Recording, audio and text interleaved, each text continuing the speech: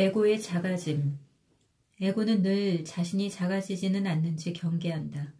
작아질 것 같다고 생각되면 자동적인 에고 복구 장치가 작동해 나라는 마음속 형상을 복구시킨다. 누군가에게 비난받거나 비판받으면 에고는 작아졌다고 생각하고 곧바로 자기 정당화, 방어, 맞비난에 나선다. 그렇게 함으로써 손상된 자아의식을 복구하려고 한다. 상대방이 옳은가 그른가는 상관하지 않는다. 에고의 관심은 진실보다도 자기 보존에 있다. 나라는 마음속 형상 보존이 더 중요하다. 도로에서 다른 운전자에게 멍청이라는 말을 듣고서 되받아서 소리를 지르는 지극히 평범한 행동도 자동적이고 무의식적인 에고 복구 장치이다. 가장 흔한 에고 복구 장치 중 하나는 화내는 일로 일시적이지만 강력한 에고 확대 효과가 있다. 모든 에고 복구 장치는 에고에게 완벽한 느낌을 주지만 실제로는 기능장애 행위이다. 이 기능장애 행위 중에도 특히 극단적인 것은 물리적 폭력 그리고 과대망상이라는 형태의 자기 기만이다. 강력한 영적 실천 중 하나는 에고의 작아짐이 일어날 때 그것을 복구하려는 시도 없이 의식적으로 작아진 채 두는 것이다. 때때로 실행해 볼 것을 권한다. 예를 들어 누군가에게 비판받았거나 비난받거나 험담을 들었을 때 곧바로 반박과 자기 방어를 시도하지 말고 아무것도 하지 않는 것이다.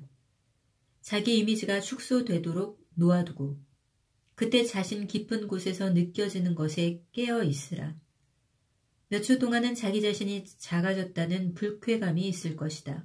그러나 그때 생명력으로 가득한 넓은 공간을 감지하지는 않는가? 당신은 전혀 작아지지 않았다. 오히려 확장되었다. 그때 당신은 놀라운 깨달음을 얻었을지도 모른다.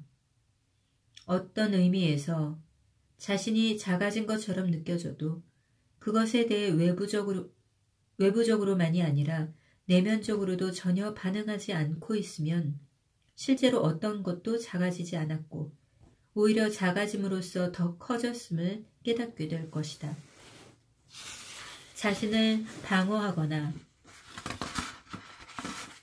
자신의 형상을 강화하려고 하지 않으면 형상과의 동일화로부터 즉 마음속 자기 이미지로부터 걸어 나올 수 있다.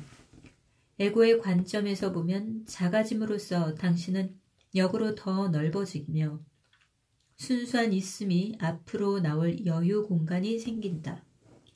그때 진정한 힘이 형상을 초월한 진정한 당신이 분명히 약해진 형상을 통해 빛을 발한다. 예수가 너 자신을 부정하라 또는 너의 다른 쪽 뺨을 내밀라 라고 말한 것은 이 의미이다. 물론 이것은 학대를 감수하거나 무의식적인 사람들의 희생자가 되라는 의미가 아니다. 상황에 따라서는 상대방에게 단호하게 그만두라 라고 말할 필요가 있다. 에고의 자기 방어가 없을 때 당신의 말에는 힘이 있다.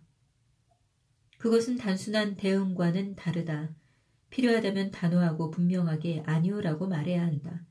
이것은 모든 부정적 성향으로부터 자유로운 질적으로 수준 높은 거부라고 내가 부르는 것이다. 자신이 특별히 아무 존재도 아님에 만족하고 앞으로 나서지 않는다면 당신은 우주의 힘에 맞춰져 있는 것이다. 에고에게 약함으로 보이는 것이 사실은 유일하게 진정한 힘이다.